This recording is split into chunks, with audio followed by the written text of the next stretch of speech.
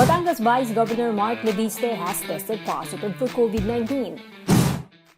Ngayong araw, Sabado, August 1. At ang sabi niya, nag-positive ang latest swab test ko.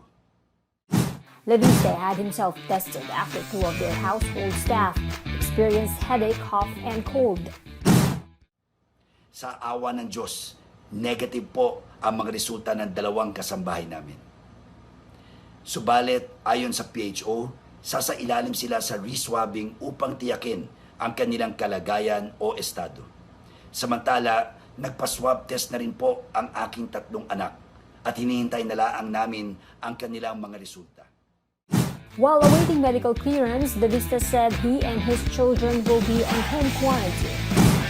The Vice Governor will isolate himself in his bedroom.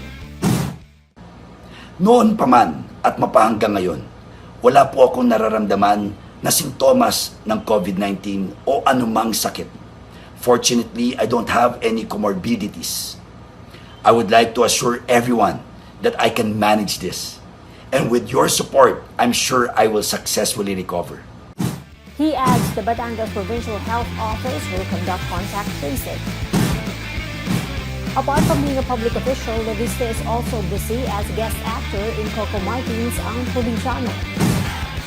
The politico plays the role of Antonio, the assistant of the character portrayed by Richard Gutierrez.